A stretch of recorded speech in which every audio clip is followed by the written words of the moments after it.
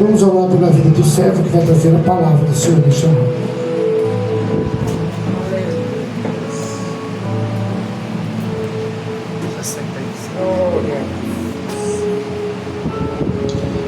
Pai querido, aqui está o teu servo, Pai, diante de ti e diante da tua igreja. Guarda ele, Pai. Livra, Senhor, não somente ele, mas toda a igreja que veio acompanhar juntamente, a sua esposa, a sua filha, Pai. Ah, Espírito Santo, usa ele conforme a tua vontade e o teu querer, em nome de Jesus. Amém.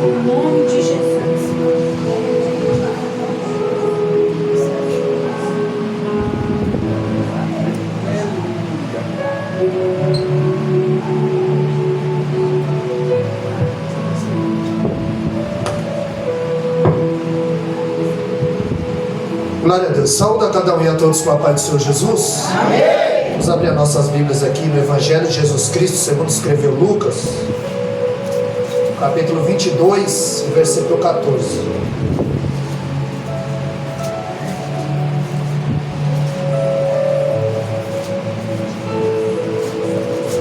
Lucas capítulo 22, versículo 14.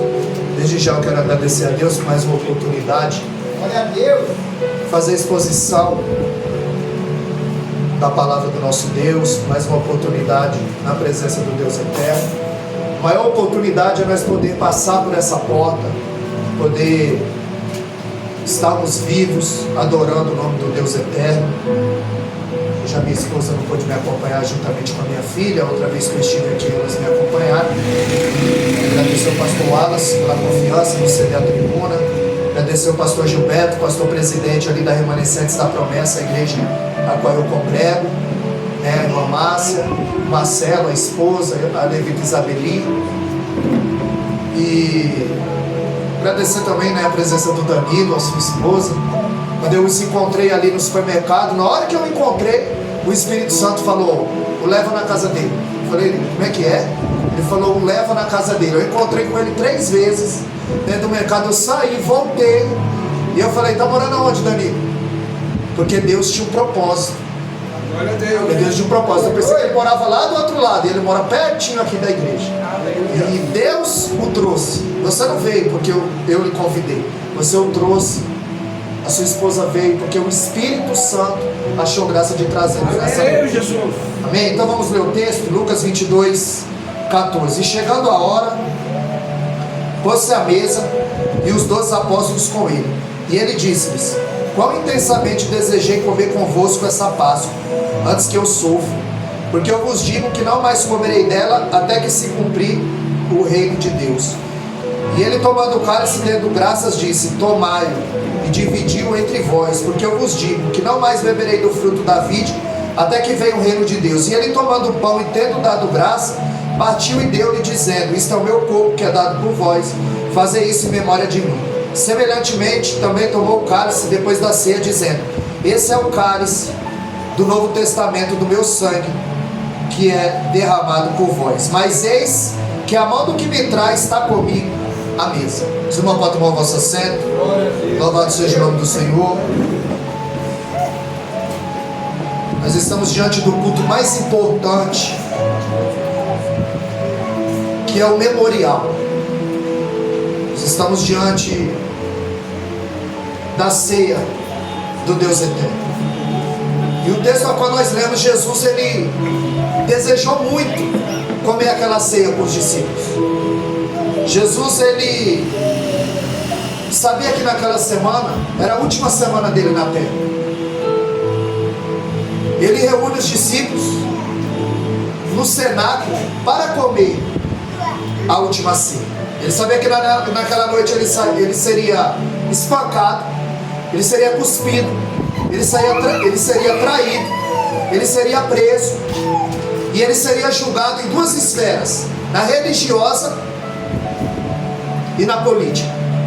A acusação era que ele blasfemava contra Deus, e a acusação era que ele fazia uma sedição, ele conspirava contra o reinado de César. Nós sabemos que Jesus, ele multiplicou pão e peixe. Agora, pão e peixe ele dá para a multidão.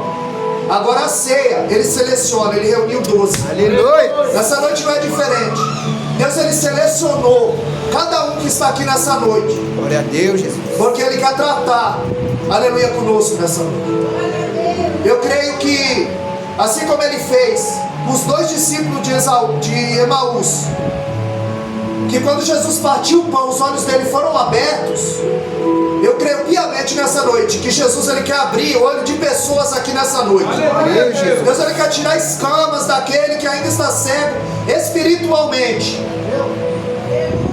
Mas nos ensina que eles partiram. Em Mateus capítulo 10 ele chama 12 discípulos. Em Lucas capítulo 10 ele chama 70 discípulos e os envia de 2 em 2.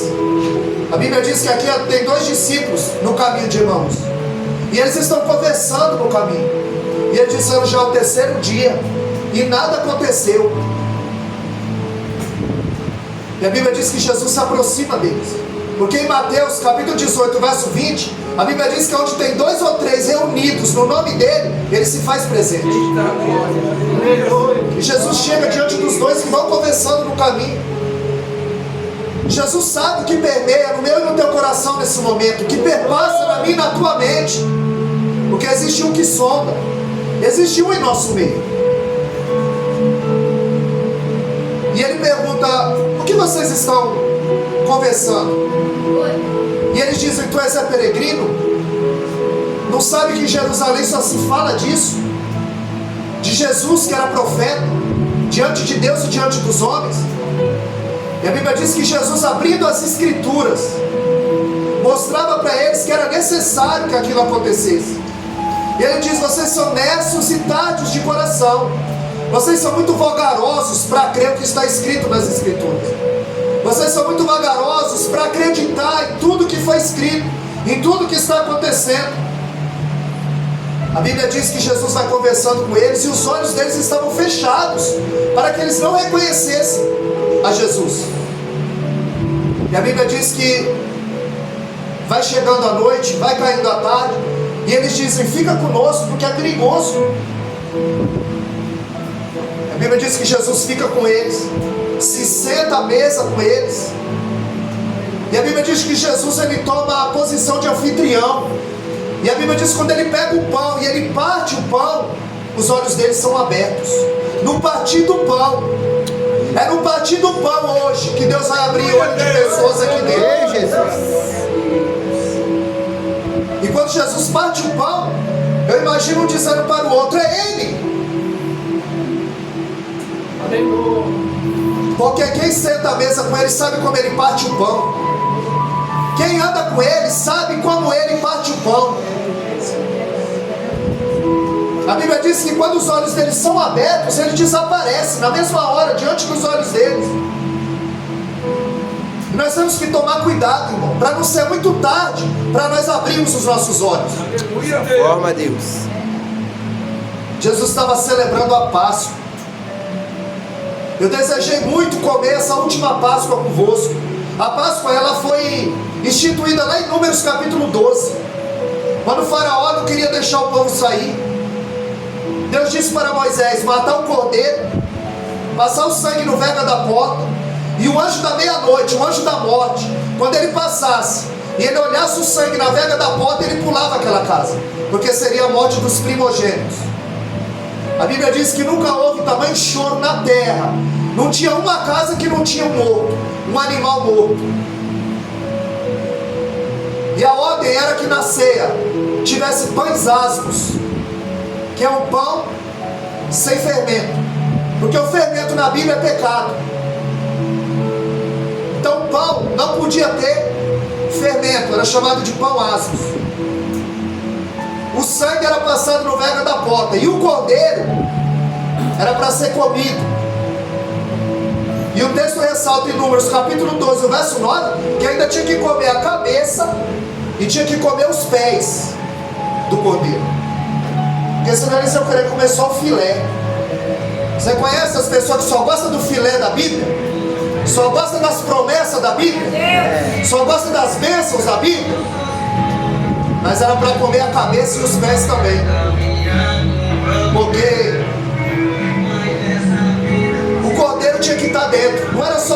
na vega da porta? Era o cordeiro dentro. Então na ceia tinha que ter pães asmos, tinha que ter o sangue e tinha que ter o cordeiro. E os olhos deles ainda estavam fechados. Mas quando os olhos deles são abertos, eles vão dizer: não ardia o nosso coração quando Ele nos abria as Escrituras e nos explicava o que estava escrito? Porque se o teu coração ainda não arde com a palavra, porque quando os olhos deles foram abertos, o coração ardia, aí os pés deles ficaram velozes. Porque a Bíblia diz que eles voltaram para Jerusalém para contar tudo o que havia se sucedido. O texto vai nos dizer que eles voltam para Jerusalém e contam tudo que nos sucedeu, como encontrou, como partiu o pão, como os olhos deles foram abertos. Nós temos que tomar cuidado, porque quando os olhos deles foram abertos, Jesus desapareceu diante deles. É o caso de Lucas 16, a partir do verso 19. A Bíblia fala do rico e do Lázaro. O rico morreu e ele foi levado para o inferno, para o Hades, mansão dos mortos. E Lázaro foi levado para a ceia de Abraão. E a Bíblia diz que há um abismo entre os que estão lá e os que estão cá. E a Bíblia diz que o rico, abrindo os olhos, olhando, ele viu Lázaro, que era mendigo, que jazia à sua porta.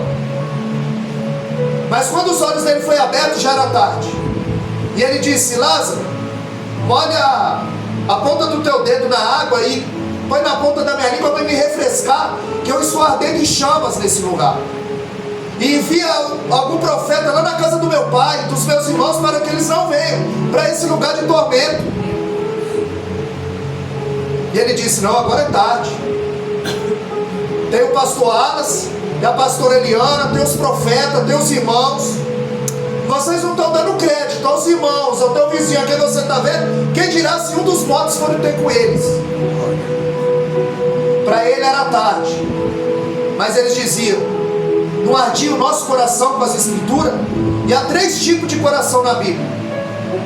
Coração quente, de Lucas 24, 32. Não ardia o nosso coração quando Ele nos abria as Escrituras? Existe um coração frio, de Mateus 24, 12. Por se multiplicar a iniquidade, o amor de muitos se esfriaria. E tem um coração morno, de Apocalipse 3,16. Porque não é quente nem frio, mas és morno, eu estou a ponto de vomitar da minha boca. Porque você nem é quente como a minha igreja e nem é frio como o mundo. Você coxinha em 2 pensamentos. Olha aí. Você só é crente na igreja e fora da igreja. Você só é igreja no domingo e no sábado, mas na segunda, e na terça, e na quarta.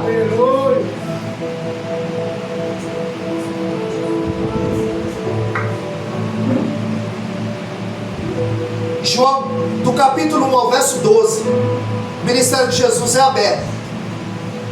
Mas a partir do capítulo 13 até o 17, Jesus só vai falar com os discípulos. Ele vai fazer um intensivo.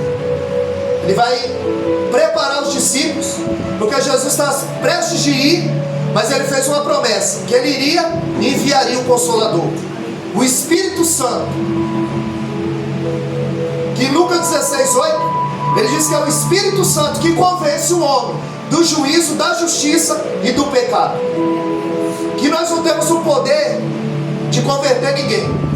Como dizia Billy Graham, nós somos extremamente limitados. Nós temos lábios de barros. Nós só podemos falar aos ouvidos. Quem fala ao teu coração é o Espírito Santo. É Ele que abre o teu entendimento, o teu coração, e que vai abrir os teus olhos no partir do pão nessa noite. Jesus, ele reúne os discípulos e ele, dentro do cenáculo, mas nesse inteirinho, a Bíblia diz que eles vêm discutindo no caminho quem era o maior,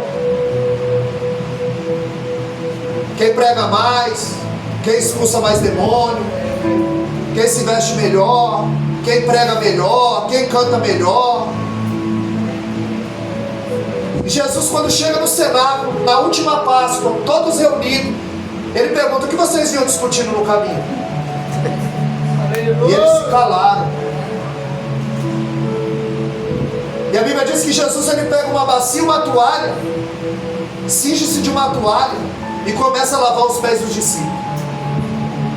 E ele diz: você não pode ter disputa entre vocês.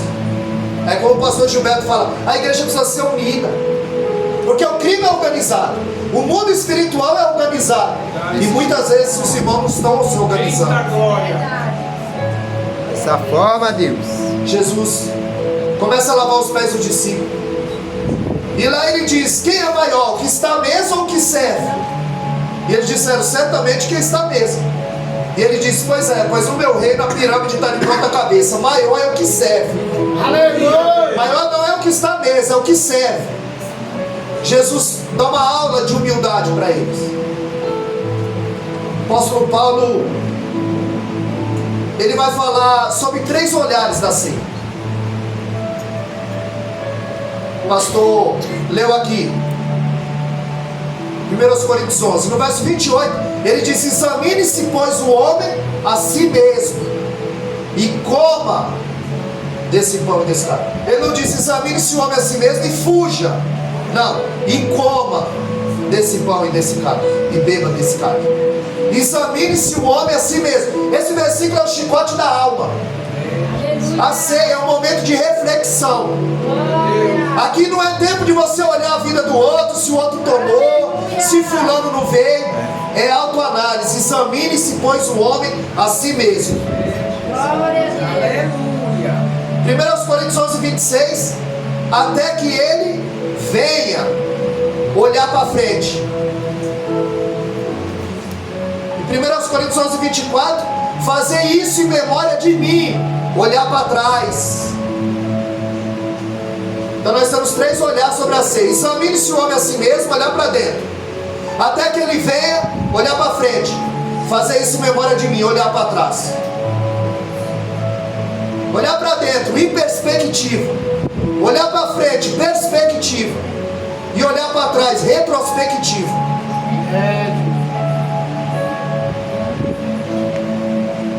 De tudo que aconteceu naquela semana: cuspido, espancado, traído, crucificado, Paulo diz: na noite que ele foi traído, porque a traição dói. Que às vezes a traição vem daquele que está ao nosso lado, aquele que devia apoiar, apunhala. Porque tem muito choro disfarçado de riso. Deus. Desse jeito, Deus. Tem muita lealdade disfarçada de falsidade. Que o teu verdadeiro amigo está aqui nessa noite.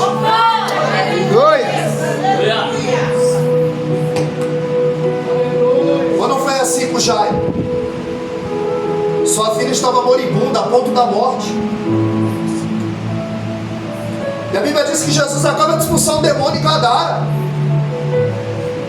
E o expulsaram de lá. E quando ele chega de barco, a multidão já estava esperando. E Jairo, um homem da sinagoga, conhecido, líder da sinagoga, está esperando Jesus. E ele diz: mestre, vem até a minha casa, põe a mão sobre a minha filha, que ela já está a ponto de morrer.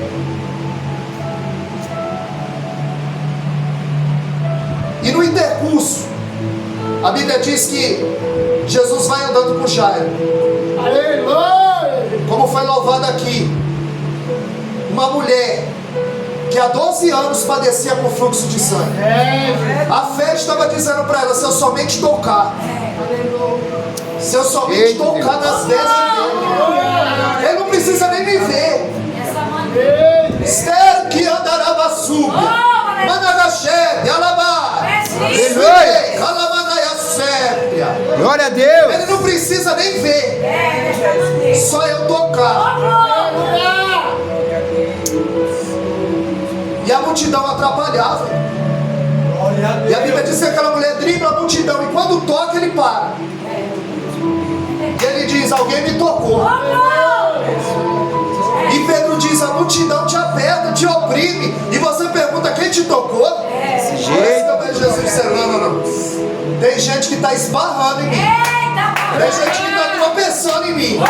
Tem gente que está empurrando. Mas alguém tocou com fé nessa noite. Ô, glória! Alguém que tem fé. Alamai, suidei, calamanéia. Aleluia! Ele parou. Ele disse: de mim saiu virtude, saiu poder. E Jairo está aflito. A filha dele está à morte. Ele tem pressa. E Jesus para atender aquela mulher. Olha aí, Deus. Jairo, líder da sinagoga, tem nome. Aquela mulher não tem nome. Aquela mulher não tem nome. Mas tem fama. Mas tem fé. Em Marcos 5:25 a Bíblia diz: uma certa mulher, mais uma na multidão, que vai esbarrar. É mais uma que vai tropicar, que vai oprimir, que vai empurrar. O texto começa dizendo: uma certa mulher. Ela não tem nome. Jairo é líder da sinagoga. Essa mulher é excluída da sinagoga, porque ela era imunda. Ela viu o fluxo de sangue, era considerada imunda. O que ela tocasse era imundo. Ela nem podia estar permeando por ali.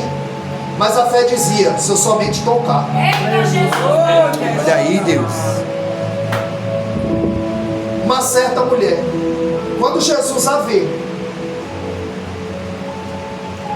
e ela se apresenta: fui eu que toquei. E o texto que começa dizendo: uma certa mulher, Jesus fala para ela: filha, a tua fé te salvou.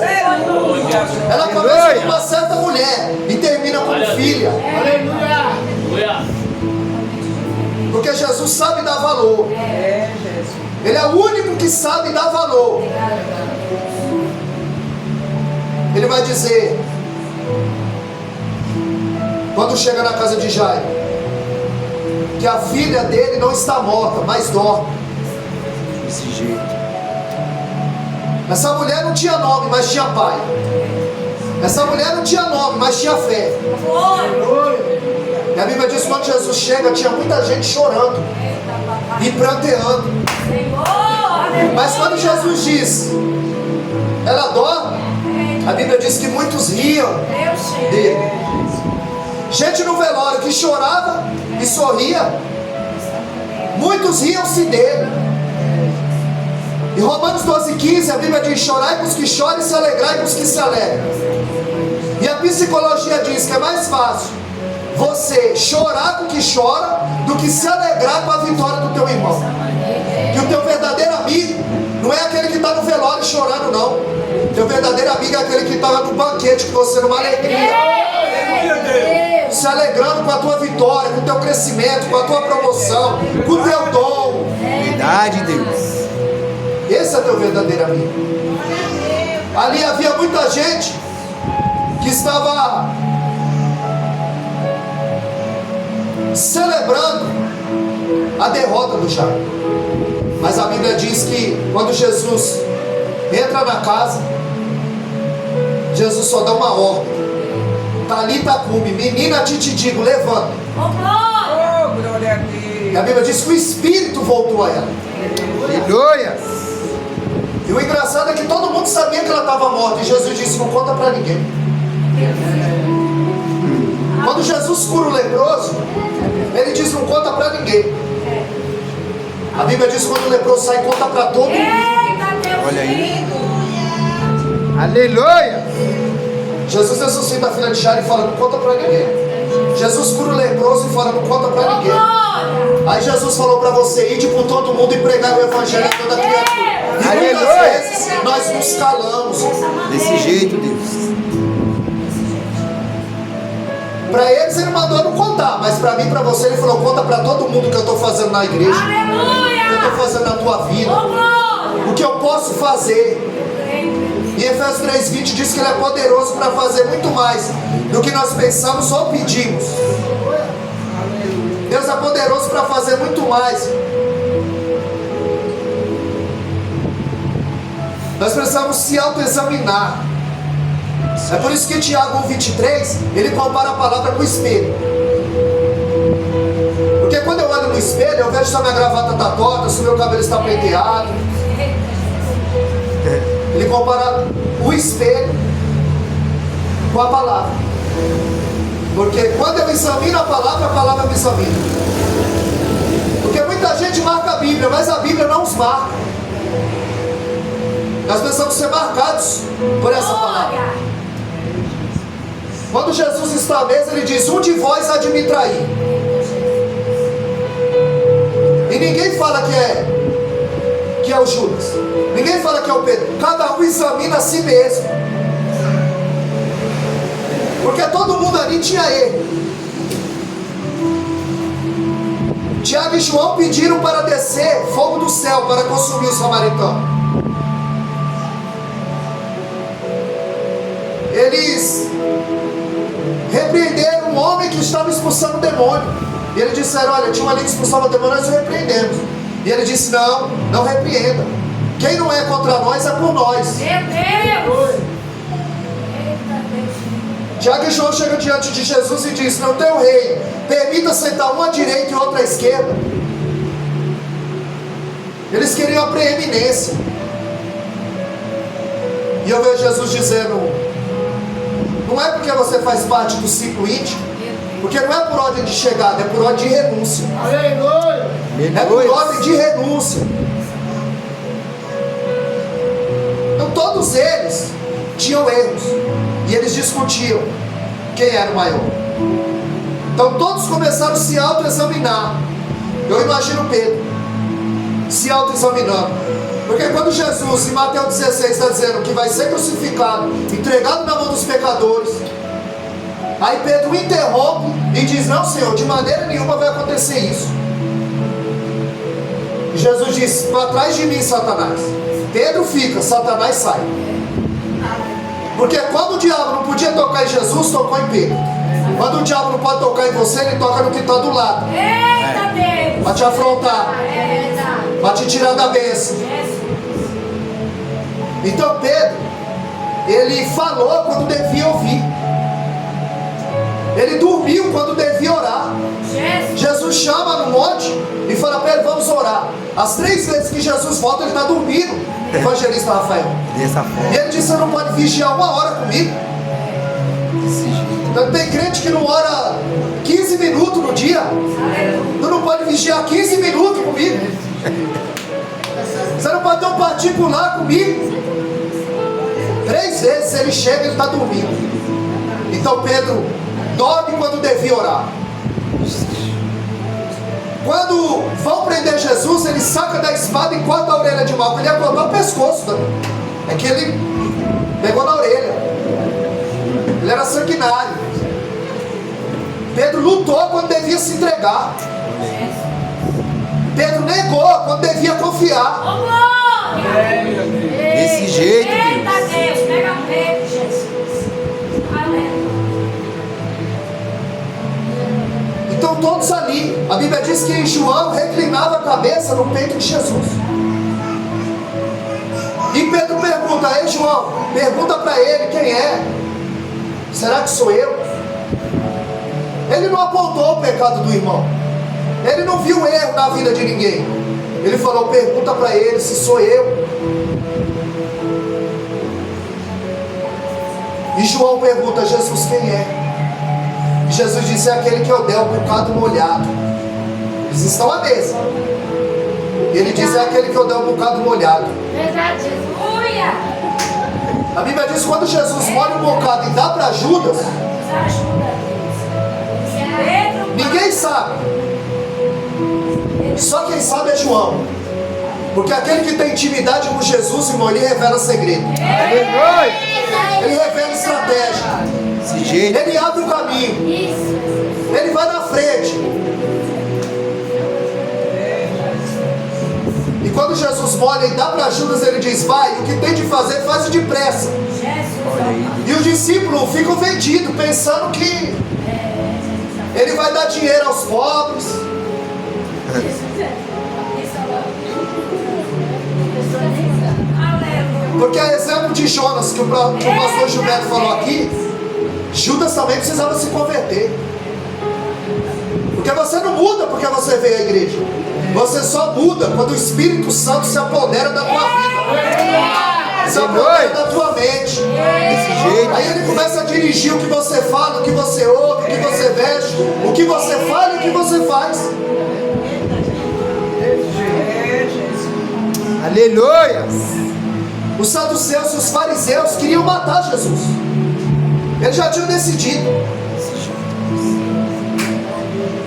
E o Sinédrio já tinha dado o veredito. Porque Jesus havia ressuscitado Lázaro. Estava morto há 4 dias. Ele estava morto. Ele estava em estado de putrefação. 4 dias morto. A Bíblia diz que já cheirava mal.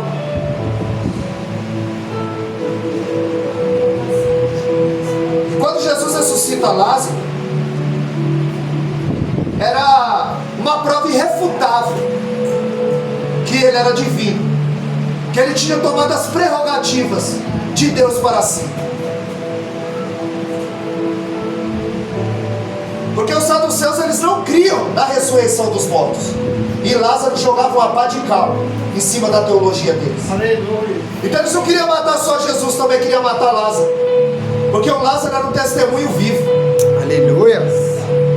Eu conheço o Danilo há muito tempo, e ele me conheceu como eu era, e está vendo o que Deus fez hoje. Aleluia. O que Deus faz na vida de alguém que dá lugar, Desse jeito, Deus. que tira do charco de lodo, da lama, dá um banho de misericórdia, firma os passos dele sobre a rocha. Porque a conversão me tirou da lama, mas a lama só saiu de mim com a santificação. Aleluia. E era uma prova irrefutável.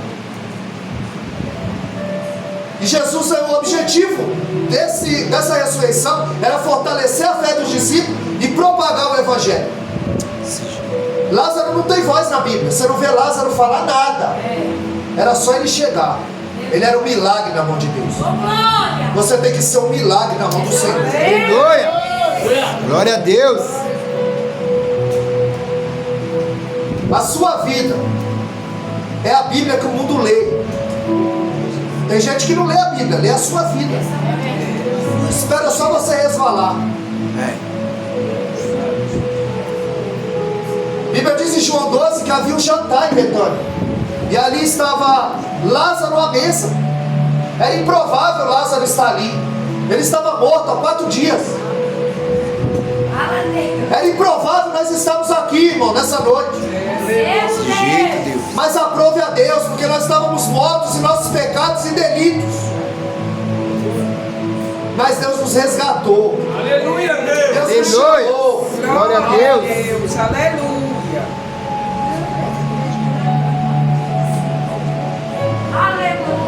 Quando Judas fica sabendo, ele chega diante dos fariseus, dos saduceus, do Sinédrio e diz: o que vocês me dão para eu entregá-lo? E eles ofereceram 30 moedas de prata. E Judas, por ganância, ele entrega Jesus. Ele morde a isca. Por dinheiro. Porque Deus dele é mamon. E o dinheiro, o problema não é o dinheiro, o problema é o amor, a compulsão por ele. O problema não é o dinheiro no bolso, é o dinheiro no coração. Mateus 6,24, Jesus disse que ninguém pode servir a 2 senhores, a Deus e a mamon. Porque mamon é o ídolo, é o espírito, é um Deus, é mamon. E no altar de mamon, muitos casam e se divorciam, matam, roubam por causa do dinheiro. E Judas, por ganância, ele vende Jesus. Judas é de forma gradativa a queda. Quando você vê alguém cair aqui, pastor, ele não caiu aqui, ele vem caindo faz tempo. Ele já vem titubeando faz tempo. Ninguém cai de uma hora para outra. Desse jeito. Judas era um apóstolo, se tornou ladrão.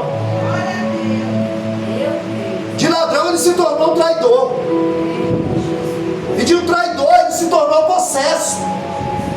diz em Lucas 22:3 que Satanás entrou nele e começou a dirigir as suas ações, seus pensamentos, e ele acaba se suicidando, possesso, apóstolo, ladrão, porque a Bíblia diz que ele metia a mão nas ofertas. Quando aquela mulher quebra o vaso de alabastro de 80 mil reais, aquela oferta, o evangelista Rafael, ele vê naquele ali e diz: por que esse desperdício? Falsa filantropia. A Bíblia diz que ele era ladrão e metia a mão no dinheiro. Ele era o tesoureiro. Tesoureiro, ladrão, metia a mão. Aleluia. Ele rifou a sua alma ao inferno. E Jesus vai separar o joio do trigo. Está os 12 à mesa. Ele diz: um de vós há de me trair. Ele começa a separar o joio do trigo. Porque o joio e o trigo, a diferença é que um tem fruto e outro não tem. Desse jeito. O joio é alimento, o trigo é alimento e o joio é veneno. O joio, o trigo, quando é amassado, ele produz alimento. O trigo amassado é alimento, faz pão. E o joio amassado é veneno. Então o trigo amassado é alimento e o joio amassado é veneno. É quando Deus começa a amassar o crente, é que ele revela o que ele tem dentro. Porque ser crente dando tudo certo, dessa forma é fácil demais. o que o adversário disse para Deus a respeito de Jó? Também dá tudo certo na vida dele. Aleluia. Aonde ele põe a mão prospera. A família grande dessa 10 filhos.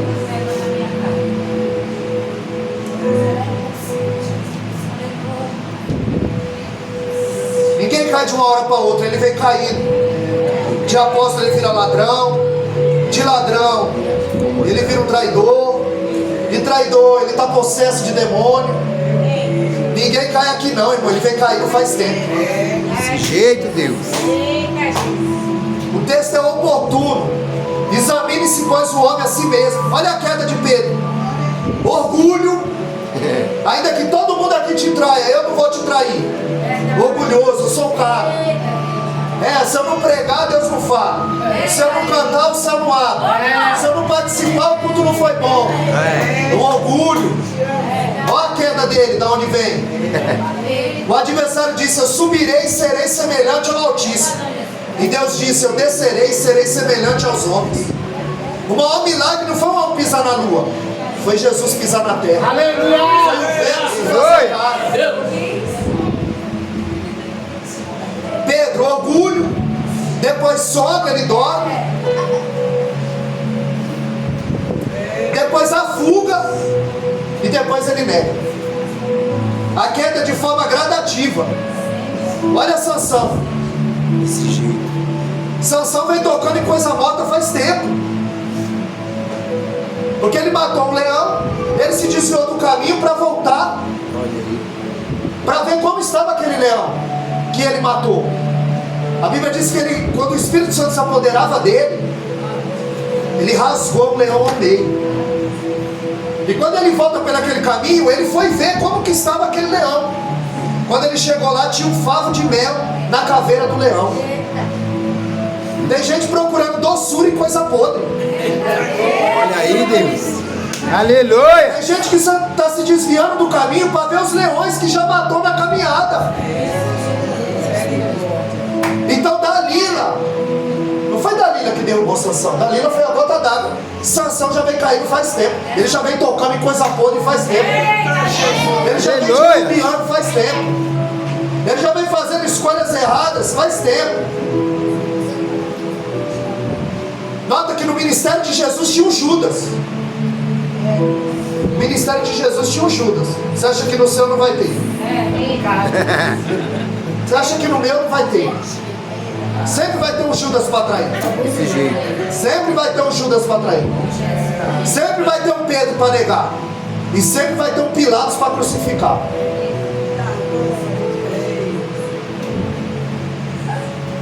Judas trai com beijo. Pedro luta com a espada. Mas Jesus se entrega e bebe o cálice. Nós precisamos escolher o beijo, a espada, ou se vamos se entregar à vontade do Senhor. Nós vamos passar traindo, lutando, ou se entregando à vontade do Deus eterno. A Bíblia diz que quando Judas chega, junto com os soldados para prendê-lo, Judas diz: é aquele a quem eu beijar. E quando Judas chega, Jesus diz: a que vieste, amigo? Você lembra que para Pedro ele disse: para trás de mim, Satanás? E para Judas, que vai trair, vai entregar, ele diz: a que vieste, amigo? Sabe por quê, pastor? É porque o teu amigo é aquele que te leva para perto da cruz.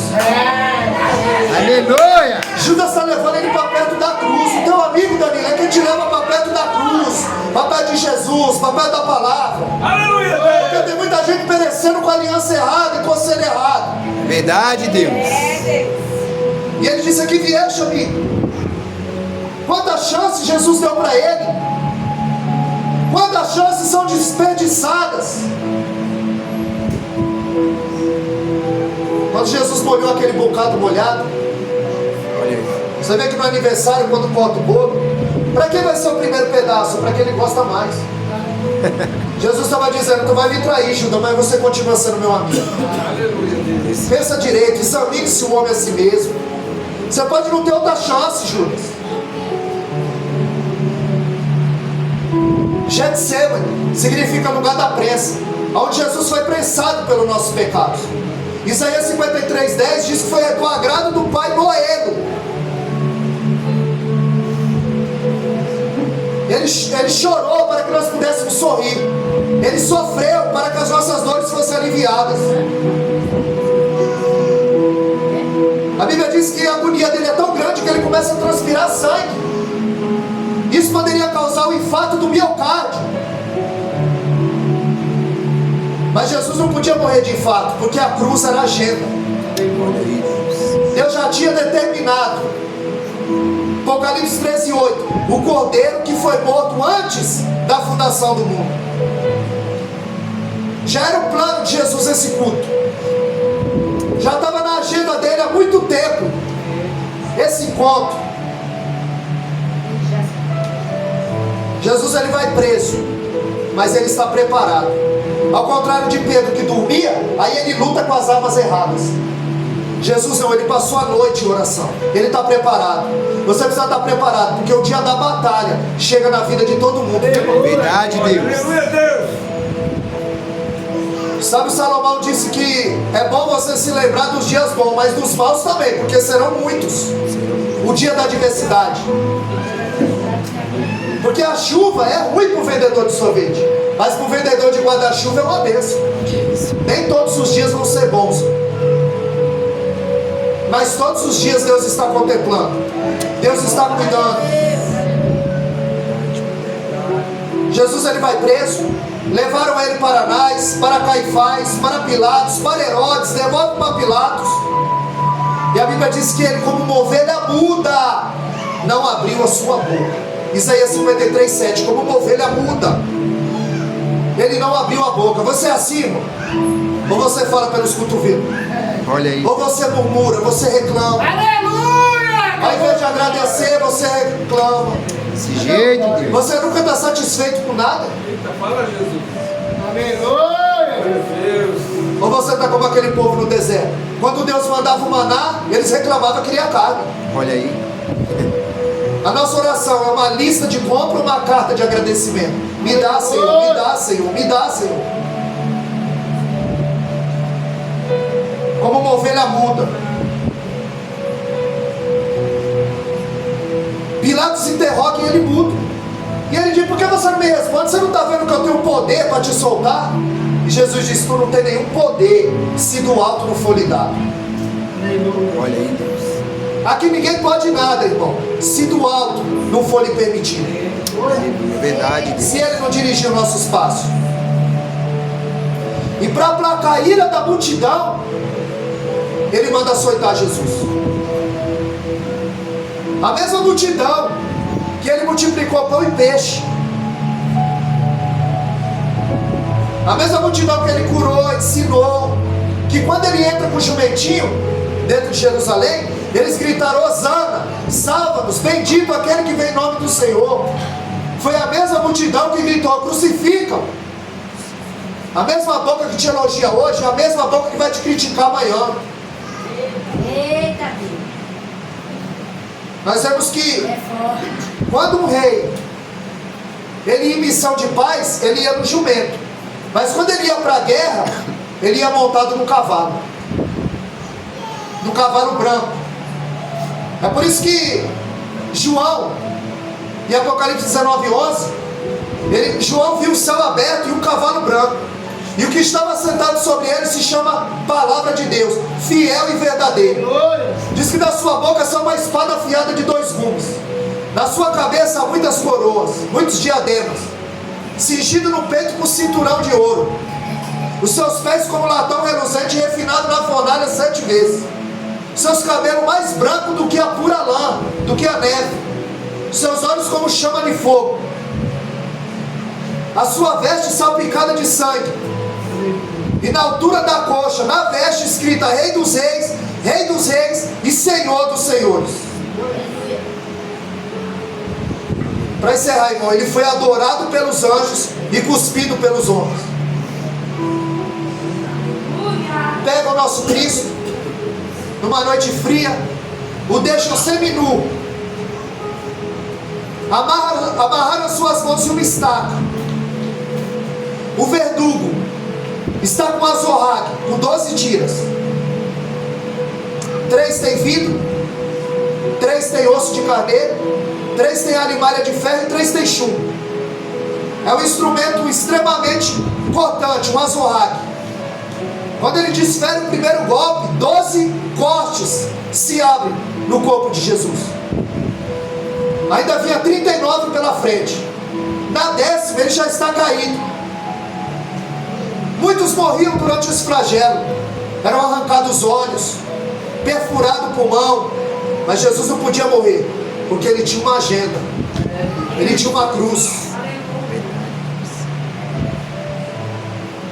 E as suas costas, sua barriga, sua cabeça, sua orelha, o seu rosto, as suas pernas, ele podia gritar, porque quando a gente grita, alivia por 2 segundos a dor. Mas a Bíblia diz que ele, como uma ovelha muda, ele não abriu a sua boca. Pega Jesus, enrola no pano, coloca ele numa cela fria, mal cheirosa.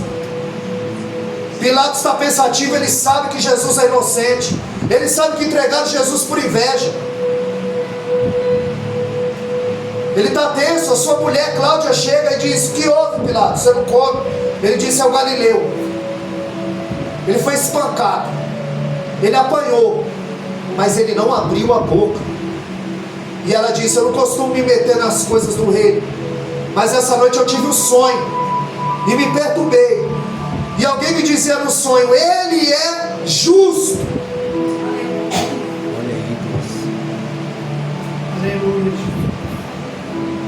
Pegaram o nosso Cristo. Pilatos, ele sabe que Jesus foi entregado por inveja, e ele diz: é a Páscoa, eu posso soltar um prisioneiro. E ele coloca Pilatos e Jesus, ele coloca Barrabás e Jesus. Os soldados puxam aquele pano de Jesus, já pegou um band-aid, puxou. 468 cortes se abrem novamente no nosso Cristo. Seus olhos machucados, vendo aquela multidão ensandecida, pedindo para crucificá-lo. E quando ele diz: vocês escolhem Barrabás ou Jesus? E a gente acha um absurdo Jesus ser crucificado no lugar de Barrabás. Mas quando a gente descobre que esse Barrabás sou eu, que esse Barrabás é você, que Jesus morreu no teu lugar. Aleluia.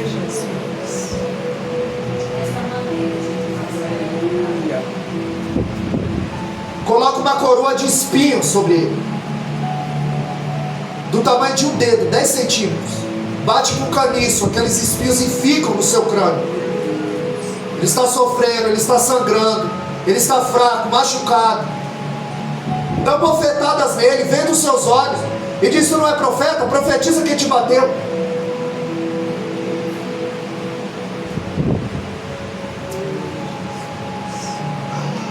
Vai começar a via dolorosa. Ele vai levar a cruz, porque o detento devia levar a sua cruz para mostrar a sua culpa. O patíbulo, a parte de cima, pesava 80 quilos. Jesus está fraco. Mas o que pesou mais não era o patíbulo, era o meu e o teu pecado que caiu sobre ele. E como um rei caminha para a sua coroação, assim Cristo caminha. Mas essa coroa era de espinho, e esse trono era uma cruz. Eu imagino Jesus correndo, os olhos machucados, e aquele espetáculo, a multidão gritando, aquele que ele multiplicou pão, peixe, curou, deu na mão deles. A cruz era feita 5 dias antes, sob medida. Quando pregaram a primeira, e não era na mão, os irmãos sabem, era no pulso. Se fosse na mão, rasgava e ele tombava para frente. O cravo ia aqui, ó. A primeira entrou. A segunda, o salmista disse que esticaram o nosso mestre, porque a cruz tinha sido feita para Barrabás, um homem zarrão de 1,90 m. Porque aquela cruz não era dele, aquela cruz era minha, aquela cruz era sua, aquela cruz era nossa, aquela cruz era vossa. Porque de Jesus nunca foi a cruz, irmão. De Jesus sempre foi a honra, sempre foi a glória, sempre foi o poder e sempre foi o louvor. Aleluia, Deus. Aleluia. Jesus é pregado, ele olha para o céu, ele vê o Pai. Quando ele vai dar um sorriso, a Bíblia diz que o Pai está de costas, porque Deus não tolera o pecado. Abacuque 1,13 diz que ele é tão puro de olhos que ele não pode ver o pecado, porque o pecado, ele vai deter você mais tempo do que você gostaria de ficar. Ele vai cobrar um preço mais alto que você gostaria de pagar, e ele vai levar mais coisa do que você gostaria de entregar. Porque Romanos 6,23 diz que o salário do pecado é a morte. E o pecado é um engodo, é um engano. A palavra pecado é errar o alvo, tem que ser acidente, porque o pecado atrai, seduz, domina, engana e mata. E o meu pecado, o teu pecado manchou a alma imaculada dele. Por um momento, qual era o cálice? Era ele se ver separado de Deus por um segundo, porque o meu pecado e o teu pecado caiu sobre ele. Quem matou Jesus?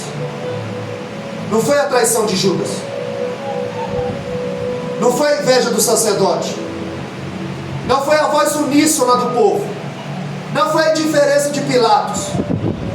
Foi o Pai por amor. Por amor a mim e a você, Jesus entregou seu Filho para morrer no nosso lugar. Aleluia. Isso é misericórdia, porque Jesus não dá aquilo que nós merecemos. Nós vemos que Judas entrega Jesus por ganância para o sacerdote. O sacerdote entrega Jesus por inveja para Pilatos. E Pilatos entrega Jesus para ser crucificado por covardia. Quando Jesus dá o brado, está consumado. No grego, tem só uma conotação: tetelestai. Tetelestai era quando alguém comprava um imóvel, batia-se o carimbo, tetelestai, tomou a posse definitiva. Quando o pai dava um trabalho ao filho e ele terminava, batia o carimbo, tetelestai, está terminado o trabalho a mim confiado. E quando se comprava um imóvel, quando se terminava o trabalho, ou quando se pagava uma dívida, batia o carimbo, tetelestai, está consumado. Nós éramos reféns do pecado, e Jesus pagou o preço do resgate por mim e por você. Aleluia. Tetelestai, está consumado. Jesus nos comprou com o seu sangue, para que hoje nós pudéssemos participar da carne e do sangue de Cristo, como cidadão do céu, que nós possamos nos se autoexaminar, porque ninguém é digno de tomar. Por isso que Paulo diz: examine-se, peça perdão. E não fuja, coma desse pão e beba desse cálice. Aleluia, Jesus. Deus vai abrir o olho de gente aqui, irmão. Creio, Jesus. No partir do pão, como ele fez com o Emaús. Numa dessa aí, Deus te cura. Numa dessa, Deus abre aquilo que está embaraçado, que está fechado. A importância de nós participarmos da mesa do Senhor. Amém, amados? Só agradeço a oportunidade, que as palmas louvem e agradecem o nosso Deus. Glória! Glória a Deus. Glória a Deus. O diácono e o evangelista já se preparam para a ceia do Senhor. Quem vai tomar a ceia, levanta a mão. Irmãos, é um momento muito importante. Não sai da fiação. Amém? Cuidado quando pegar para não cair.